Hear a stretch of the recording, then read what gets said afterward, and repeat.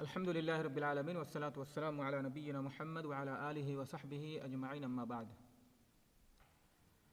عزیز طلبہ، آج کی جو حدیث ہے انشاءاللہ صحیح بخاری کی جو حدیث ہے اس کو ہم پڑھیں گے اور ساتھ ساتھ ترجمہ بھی کرتے چلیں گے، اور جو غریب الفاظ اس میں ہوں گے اس کی تشریح انشاءاللہ کرتے رہیں گے، ٹھیک ہے؟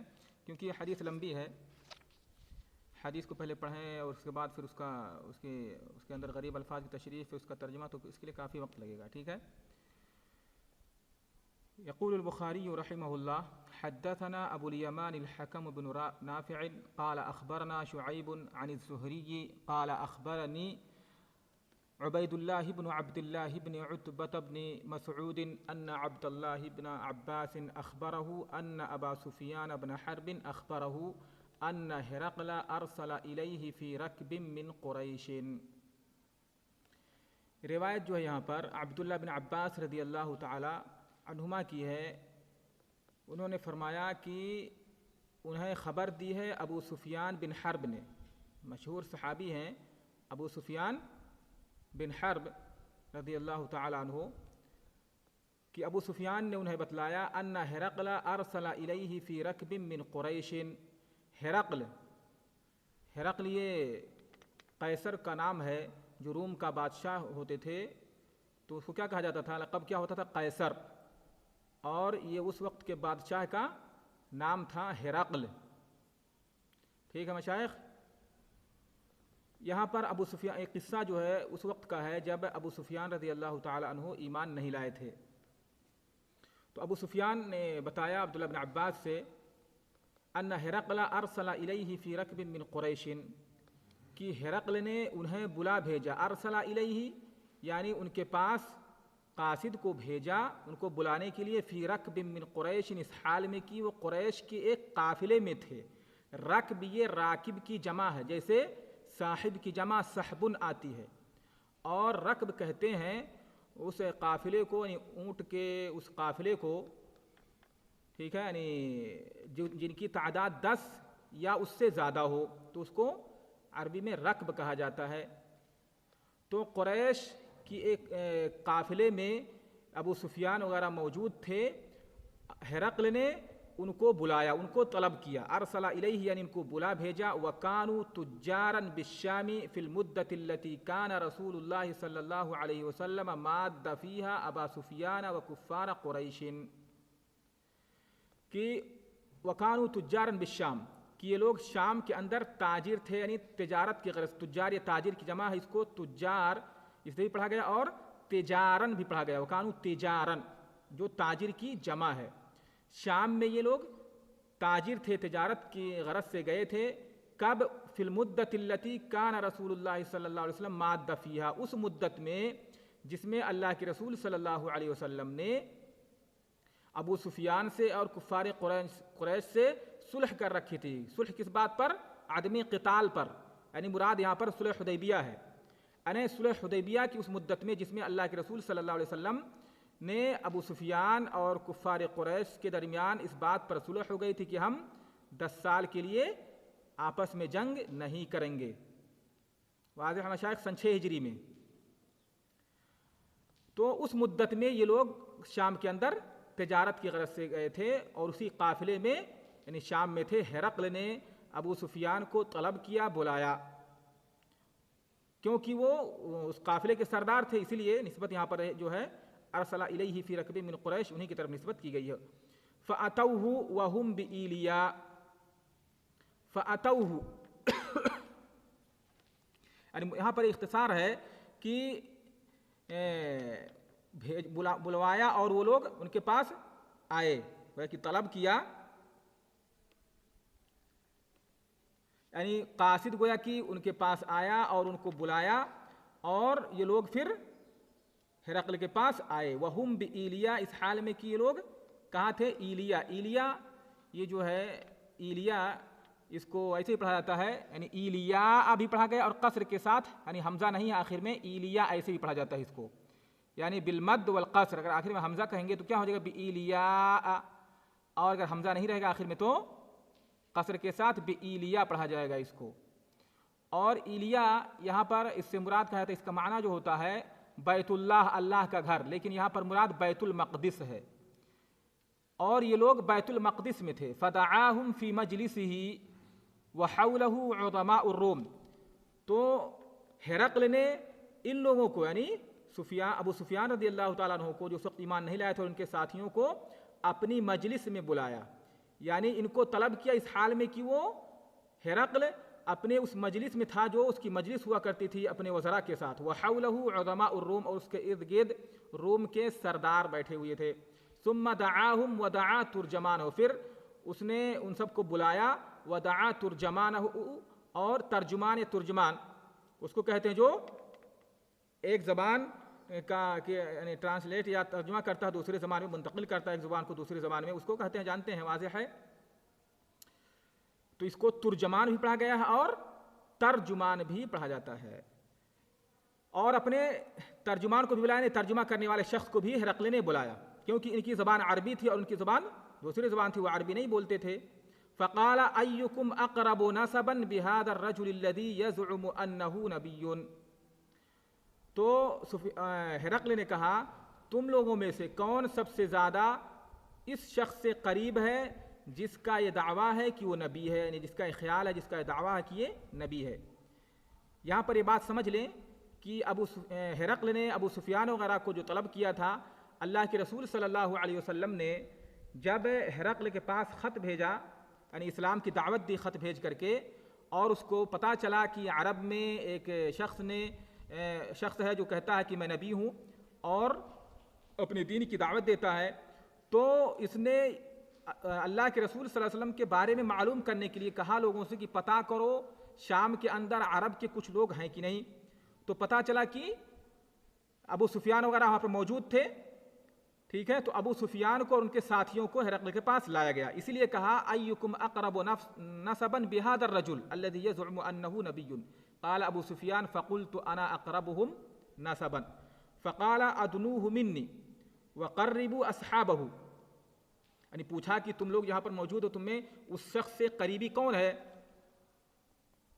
فقلت انا اقربهم نسبا، اور ابو سفیان رضی اللہ تعالیٰ عنہ اللہ کے رسول کے خاندان سے ہیں، نسب کے لحاظ سے سب سے قریب تھے اللہ کے رسول سے۔ فقال ادنوه منی، تو ہرقل نے کہا کہ اس شخص کو مجھ سے قریب کرو، وقربوا اصحابه فجعلوهم عند ظهره، اور اس کے ساتھیوں کو بھی قریب کرو اور انہیں اس کے پیٹھ کے پیچھے کھڑا کر دو۔ ثم قال لترجمانه، پھر اپنے ترجمان سے کہا جو ٹرانسلیٹ کرنے والا تھا، قل لهم انی سائل هذا عن هذا الرجل، کہو اس سے، یعنی ابو سفیان سے کہا کہ اس سے کہو، ان لوگوں سے کہو کہ انی سائل هذا عن هذا الرجل، کہ اس کے ابو سفیان کے ساتھیوں سے کہو کہ میں اس شخص سے اس آدمی کے بارے میں، اشارہ نبی صلی اللہ علیہ وسلم کی طرف ہے، پوچھنے والا ہوں، سوال کرنے والا ہوں کچھ۔ فَإِن كَذَبَنِي فَكَذِّبُوهُ، تو اگر اس نے مجھ سے جھوٹ کہا تو تم اس کی تکذیب کرنا، اس کو جھٹلانا۔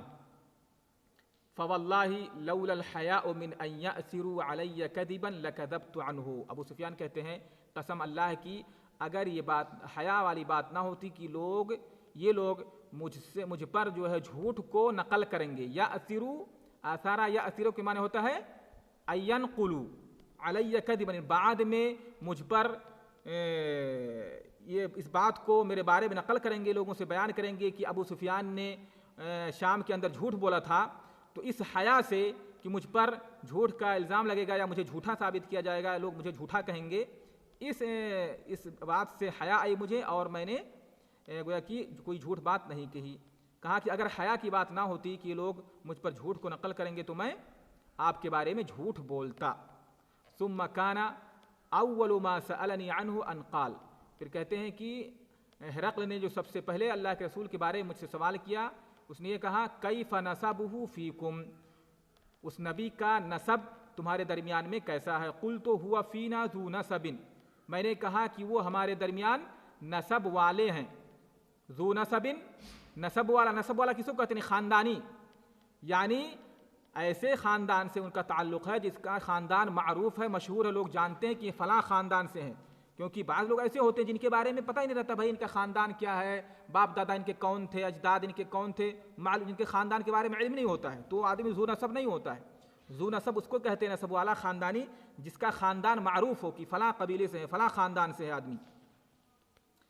قال فهل قال هذا القول منكم احد قط قبله. دوسرا سوال کیا کہ کیا یہ بات تم میں سے کسی نے کبھی بھی اس سے پہلے کہی تھی، یعنی نبوت والی بات، تم میں سے کسی نے نبوت کا دعویٰ یا نبوت کی بات اس سے پہلے کی تھی؟ قلت لا. قال فهل كان من آبائه من ملك. تو کیا اس کے آبا میں سے، یعنی جو یہ نبی ہے نہیں اللہ کے رسول کے بارے میں، اس کے آبا میں سے، آبا و اجداد میں سے کوئی بادشاہ تھا؟ قلت لا. قال فاشراف الناس اتبعوه ام ضعفاؤهم. کہا کہ کیا لوگوں میں سے جو اشراف ہیں، اشراف الناس کسے کہتے ہیں؟ اشراف الناس سے مراد یہاں پر بڑے لوگ، سردار قسم کے لوگ، جو بڑے بڑے لوگ ہوتے ہیں، کیا کہہ سکتے ہیں جس کو کہا ہے حافظ حجر نے ہم اہل الرخوۃ والتکبر، یعنی جو اپنے آپ کو بڑا سمجھتے ہیں، بڑے لوگ جو قوم کے ہوتے ہیں سردار، وہ مراد ہیں یہاں پر. نہ کہ ہر شریف آدمی، ہر شریف آدمی یہاں پر مراد نہیں. جیسا کہ اللہ کے رسول صلی اللہ علیہ وسلم کے متبعین میں سے ابو بکر بھی تھے اور دوسرے صحابہ کرام تھے جو کہ اشراف الناس میں سے ہیں، تو یہاں پر یہ مراد نہیں ہے. مراد اشراف سے یہاں پر مراد سردار قسم کے، قوم کے جو سردار ہو، بڑے بڑے لوگ، مالدار لوگ مراد ہے. تو اشراف الناس اس نبی کی پیروی کرتے، ام ضعفاؤہم، یا کمزور لوگ؟ قلت بل ضعفاؤہم. تو کہا کہ بلکہ جو کمزور قسم کے لوگ ہوتے ہیں وہ اس نبی کی پیروی کرتے ہیں. وہاں پر ضعفاء سے مراد یعنی فقراء، اسی طرح سے عبید، غلام، موالی، اسی طرح سے بچے وغیرہ مراد ہیں یہاں پر. قال ایزیدون ام ینقصون. وہ بڑھ رہے ہیں یا گھٹ رہے ہیں، یعنی ان کی تعداد روز بروز گھٹتی ہے یا بڑھتی ہے؟ قلت بل یزیدون. قال فهل يرتد احد منكم سخطة او سخطة لدينه بعد ان يدخل فيه. سوال کیا کوئی شخص ان میں سے اس کے دین سے ناراض ہو کر کے، یعنی دین سے بیزار ہو کر کے واپس لوٹ جاتا ہے بعد اس کے کہ اس میں داخل ہو گیا، یعنی اسلام میں، اس کے دین میں داخل ہونے کے بعد کیا کوئی شخص دین کو ناپسند کر کے، دین سے ناراض ہو کر کے کوئی واپس پلٹ جاتا ہے؟ قلت لا. قال فهل كنتم تتهمونه بالكذب قبل ان يقول ما قال. تو کیا تم لوگ اس کو جھوٹ سے متہم کرتے تھے، اس کو جھوٹا سمجھتے تھے اس بات کے کہنے سے پہلے، یعنی جو کچھ وہ کہہ رہا ہے، نبوت کی بات جو کر رہا ہے، اس بات سے پہلے تم اس کو جھوٹا سمجھتے تھے؟ قلت لا. قال فهل يغدر. کیا وہ غدر کرتا ہے؟ غدر کے معنی ہوتے ہیں دھوکہ دینا، نقض عہد کرنا، یعنی عہد و پیمان کر لینے کے بعد اس کو مدت سے پہلے ہی توڑ دینا، بدعہدی کرنا. تو کیا وہ نقض عہد کرتا ہے وعدہ کرنے کے بعد، یا عہد و پیمان کرنے کے بعد اس کو توڑ دیتا ہے؟ قلت لا. ونحن منه في مدة لا ندري ما هو فاعل فيها. ابو سفیان رضی اللہ تعالیٰ عنہ فرماتے ہیں جو اس وقت اسلام نہیں لائے تھے، کہا اتنا، ہاں ہم ان کی طرف سے ایک صلح میں، یعنی نحن منه في مدة ای صلح لا ندري ما هو فاعل فيها، کہ ہماری اور ان کے درمیان ایک صلح چل رہی ہے، ہم نہیں جانتے کہ اس صلح میں وہ کیا کرنے والا ہے. اور یہاں پر مدتن سے کہا گیا ہے کہ فی عہدن، فی عہدن، یعنی ہمارے درمیان ہم عہد و پیمان میں چل رہے ہیں اور ہمیں نہیں معلوم کہ اس میں کیا کرنے والے ہیں وہ. قال ولم تمکننی کلمۃ ادخل فیها شیئا غیر هذه الکلمہ. ابو سفیان کہتے ہیں یہ اس کو دو طرح سے پڑھا گیا ہے، تمکنی بھی پڑھا گیا ہے، تمکنی اور ایک تمکنی، ایک تمکن سے اور ایک امکان سے. یعنی میرے لیے ممکن نہیں ہو سکا کہ اس میں میں کوئی چیز داخل کر سکوں سوائے اس کلمہ کے، یعنی کسی بھی کلمے کا امکان میرے لیے نہیں تھا، کسی بھی بات کا امکان نہیں تھا کہ جو میں ان سب باتوں میں داخل کر سکوں اپنی طرف سے سوائے اس کلمے کے. کیا کہا؟ یعنی پہلے تو کہا کہ وہ نقض عہد نہیں کرتے، پھر کہا ہاں ہماری صلح چل رہی ہے ہمارے درمیان، تو ہمیں نہیں معلوم کہ اس صلح میں وہ کیا کرنے والے ہیں. ظاہر سی بات ہے جو اب تک جس نے نقض عہد نہ کیا ہو تو اس کے بارے میں یہی کہا جائے گا کہ وہ نقض عہد نہیں کرتے ہیں اور نہ ہی کریں گے. لیکن اتنی سی بات کہی یہاں پر کہ ہمیں نہیں معلوم کہ اس میں وہ اس کو پورا کریں گے یا بیچ ہی میں نقض عہد کریں گے. قال فهل قاتلتموه. تو کیا تم نے ان سے قتال کیا ہے؟ قلت نعم. قال فكيف كان قتالكم اياه. تو تمہاری لڑائی ان کے ساتھ کیسی رہی؟ قلت الحرب بیننا و بینہ سجال ینال منا و ننال منہ، کہا کہ جنگ ہمارے درمیان ڈھال کی طرح سے ہے. سجال ڈھال نہیں بلکہ وہ کہتے ہیں ڈول کی طرح سے، ڈول. سجال یہ سجل کی جمع ہے جس کے معنی ہوتے ہیں بڑے ڈول کو کہا جاتا ہے. جو کنویں پہ ڈول رکھا رہتا ہے، لوگ آ کر کے اس کو کنویں میں ڈالتے ہیں اور اس سے پانی نکالتے ہیں، پھر اس کے بعد وہ چلا جاتا ہے آدمی، وہ لوگ چلے جاتے، دوسرے کچھ لوگ آتے ہیں پھر اس سے پانی نکالتے، تو کبھی ان کے ہاتھ میں کبھی ان کے ہاتھ میں ڈول ہوتا ہے. تو کہا اسی سے تشبیہ دیا کہ ڈول کے مانند ہے، یعنی کبھی ہمارے یعنی اس میں جنگ ہمارے لیے ہوتی ہے اور کبھی ان کے لیے نہیں، کبھی وہ جنگ جیتتے ہیں اور کبھی ہم جیتتے ہیں. ینال منا و ننال منہ. قال ماذا یأمرکم قلت یقول، کہا کہ وہ کیا تمہیں کس بات کا حکم دیتے ہیں؟ قلت یقول اعبدوا اللہ وحدہ ولا تشرکوا بہ شیئا، اللہ واحد کی عبادت کرو اور اس کے ساتھ کسی کو بھی شریک نہ ٹھہراؤ اس کی عبادت میں. واترکوا ما یقول آباؤکم، اور جو کچھ تمہارے آبا کہتے تھے، یعنی جو ان کا دین تھا اور جو ان کے عقائد تھے، ان سب کو کیا کرو؟ ترک کر دو، چھوڑ دو.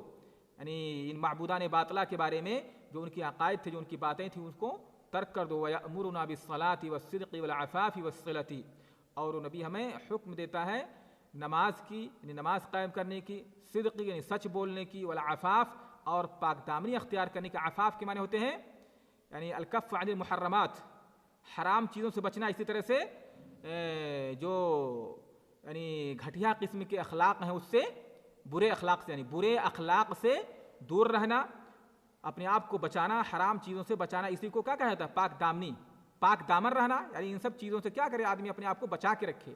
والصلۃ، اسی طرح سے رشتوں کو جوڑنے کو کہتے ہیں، صلہ رحمی کا حکم دیتے ہیں. فقال للترجمان قل له، یہ سارے سوالات کرنے کے بعد ہرقل نے ابو سفیان سے اپنے ترجمان سے کہا، قل له، اس سے کہو، سألتک عن نسبہ، کہ میں نے تم سے پوچھا اس نبی کے نسب کے بارے میں. فذکرت انہ فیکم ذو نسب، تو تم نے کہا کہ وہ ہمارے درمیان ذو نسب ہیں. وکذالک الرسل تبعث فی نسب قومہا. اس کے بعد یعنی یہ تعلیق ہے ان سارے جوابات پر ہرقل کا، یعنی استدلال ہے کس طرح سے ابو سفیان سے اللہ کے رسول صلی اللہ علیہ وسلم کے بارے میں، ان کے صفات کے بارے میں جو کچھ معلوم کیا، پھر ان سب باتوں سے ہرقل دیکھیے کس طرح سے یعنی استنباط کر رہا ہے، اس سے یعنی اخذ کر رہا ہے یہ ساری باتیں. کہتا وَكَذَلِكَ الرُّسُلُ تُبْعَثُ فِي نَسَبِ قَوْمِهَا، اسی طرح سے انبیاء، اللہ کے پیغمبر جو ہوا کرتے تھے، وہ اپنی قوم کے نسب میں، یعنی جو یعنی معروف خاندان ہوتا تھا اسی میں بھیجے جاتے تھے. وَسَأَلْتُكَ هَلْ قَالَ أَحَدٌ مِّنكُمْ هَذَا الْقَوْلَ، اور میں نے پوچھا کہ کیا تم میں سے یہ بات اس سے پہلے کسی نے کہی تھی. فذکرت اللہ قلت لو كان احد قال هذا القول قبله لقلت رجل يأتسي بقول قيل قبله، تو تم نے کہا کہ نہیں، کسی نے اس سے پہلے یہ بات نہیں کی تھی، تو میں کہتا ہوں لو كان احد قال هذا القول قبله، اگر کوئی شخص اس سے پہلے کسی نے اس قوم کے اندر، یعنی تمہاری قوم کے اندر نبوت کی بات کی ہوتی تو میں کہتا، میں یہ سمجھتا. رجل یأتسی بقول قیل قبلہ، ایک آدمی ہے جو اس سے پہلے بات کہی گئی ہے، کسی نے نبوت کا دعویٰ کیا تھا، نبوت کی بات کی تھی، تو اسی آدمی کے بات کی ابھی اقتدا کر رہا ہے. یأتسی ای یقتدی. وسألتک هل کان من آبائہ من ملک، میں نے پوچھا کہ کیا اس کے آبا میں سے کوئی بادشاہ تھا. فذکرت اللہ فقلت فلو کان من آبائہ من ملک، تو میں نے کہا اگر، یعنی میری رائے یہ ہے، میں سمجھتا ہوں اس سے، فلو کان من آبائہ من ملک، اگر اس کے آبا و اجداد میں سے کوئی بادشاہ ہوتا، قلت، تو میں یہ سمجھتا رجل یطلب ملک ابیہ، ایک آدمی ہے جو اپنے باپ کی بادشاہت کو، ملک کو کیا ہے، حاصل کرنا چاہتا ہے، یعنی نبوت کا دعویٰ کر کے، اس طرح کی بات کر کے وہ چاہتا ہے کہ اپنے باپ دادا کی بادشاہت کو واپس لوٹائے. وسألتک هل کنتم تتہمونہ بالکذب قبل ان یقول ما قال، میں نے پوچھا کہ کیا تم اس کو جھوٹ سے متہم کرتے تھے اس بات سے پہلے، اس واقعے سے پہلے. قال فذکرت اللہ فقد اعرف انه لم يكن ليذر الكذب على الناس ويكذب على الله، تو میں نے، تم نے کہا کہ نہیں، فقد اعرف، تو میں اچھی طرح سے جانتا ہوں، انه لم يكن ليذر الكذب، وذرا یذرو کے معنی ہوتے ہیں، یذرو کے معنی ہوتے ہیں ترک کرنا، ترکا کے معنی میں.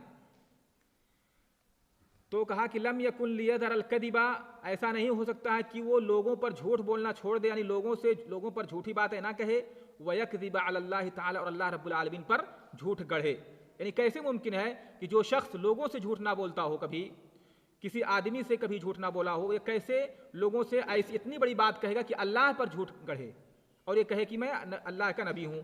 وَسَأَلْتُكَ أَشْرَافُ النَّاسِ اتَّبَعُوهُ أَمْ ضُعَفَاؤُهُمْ فَذَكَرْتَ أَنَّ ضُعَفَاؤُهُمُ اتَّبَعُوهُ وَهُمْ أَتْبَاعُ الرُّسُلِ، اور یہی لوگ انبیاء کے متبعین رہے ہیں، یعنی ایسے ہی لوگ انبیاء کی پیروی کرتے ہیں اور ان کے اتباع رہے ہیں۔ وَسَأَلْتُكَ أَيَزِيدُونَ أَمْ يَنقُصُونَ فَذَكَرْتَ أَنَّهُمْ يَزِيدُونَ وَكَذَلِكَ أَمْرُ الْإِيمَانِ حَتَّى يَتِمَّ، اور ایمان کا بھی معاملہ یہی ہے یہاں تک کہ وہ پورا ہو جائے اس کا معاملہ۔ وَسَأَلْتُكَ أَيَرْتَدُّ منهم احد سخطة لدينه بعد ان يدخل فيه فذكرت الله وكذلك الايمان حين تخالط بشاشته القلوب۔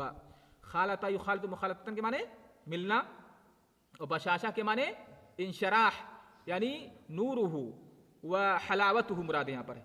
اور ایمان کا بھی یہی معاملہ ہے کہ جب وہ اس کی بشاشت یعنی اس کی مٹھاس، اس کی چاشنی دلوں کو حاصل ہو جائے، دلوں میں مل جائے، تو بھی ایمان کا بھی یہی معاملہ ہوتا ہے، یعنی پھر کوئی آدمی اس کو چھوڑتا نہیں ہے، ٹھیک ہے، اسے ترک نہیں کرتا ہے۔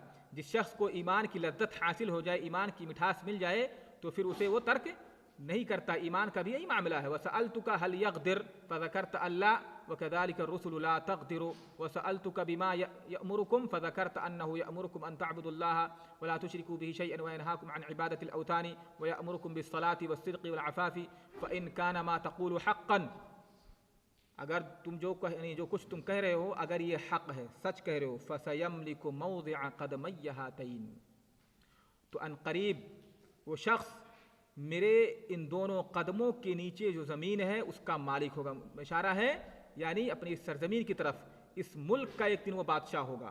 وَقَدْ كُنْتُ أَعْلَمُ أَنَّهُ خَارِجٌ، اور مجھے معلوم تھا کہ اس نبی کا ظہور ہونے والا ہے، اس نبی کا ظہور ہونے والا ہے، وہ اس نبی کا ظہور ہوگا، مجھے بات معلوم تھی۔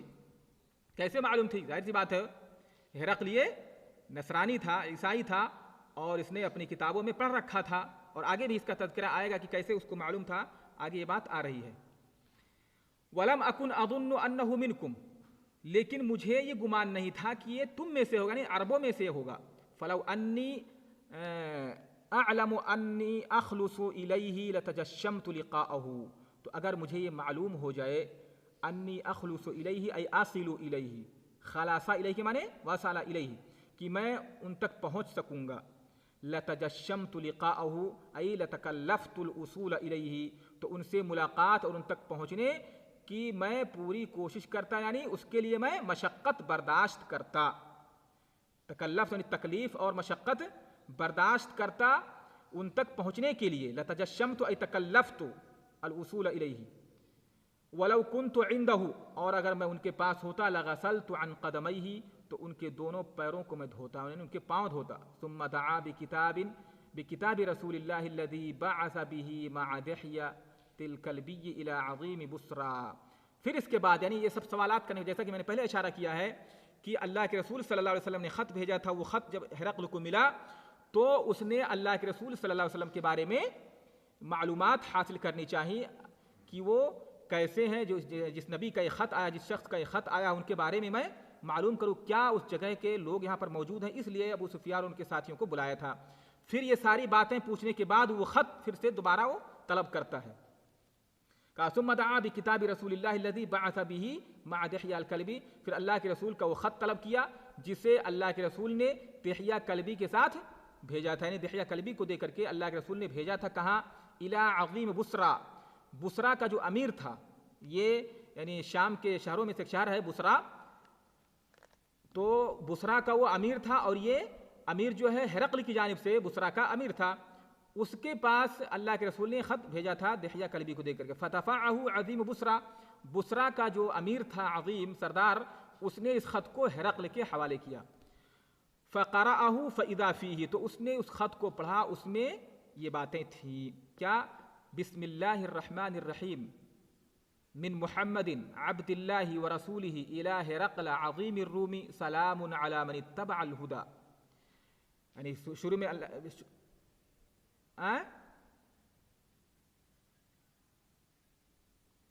ٹھیک ہے، تو پھر آج کا درس یہیں پر روک دیتے ہیں، کل انشاءاللہ اس حدیث کو پورا کریں گے. ٹھیک